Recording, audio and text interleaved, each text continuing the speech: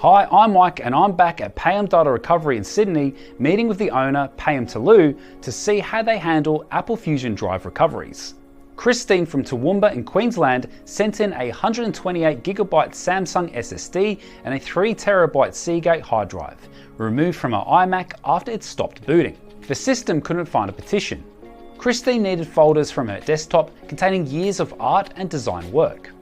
Payam explained that these two drives work together as what Apple calls a fusion drive. It's a type of span combining a fast SSD for frequently used files with a larger hard drive for storage. The Mac sees them as one volume. The tricky part? Both drives are needed to access the data. If one fails or goes missing, the files become inaccessible. Payam tested the hard drive first on his Atola Insight Forensic. It was detected. Smart status looked healthy, and a quick scan showed no hardware issues. So far so good. He made a clone of the hard drive straight away. Professional data recovery companies always work from clones to protect the original and have a backup if anything goes wrong. Next, the SSD. Apple uses a proprietary connector, so Payam attached a special adapter.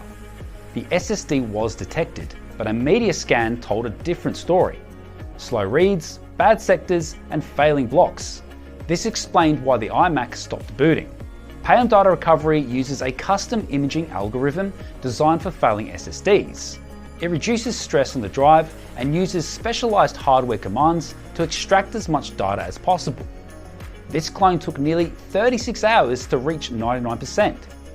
With both clones ready, Payam connected them to an iMac in his office. Normally a Fusion drive mounts automatically with an orange icon, but not this time.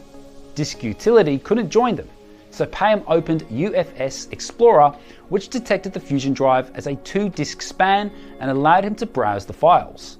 Christine's art and design folders were all there. The files were saved to the external hard drive Christine supplied. Payam then ran in-house verification tools, generated a complete file listing, and recorded a 90-second video preview of the recovered folders. Once Christine approved and paid, it was shipped back via Australia Post Express at no extra cost, with a backup kept until delivery was confirmed. Here's a tip from Payam. If you have an iMac with problems and someone removes your hard drive or SSD, ask them to check if it's a Fusion drive. We've seen cases where customers send in a hard drive but the SSD was left inside and the computer thrown out.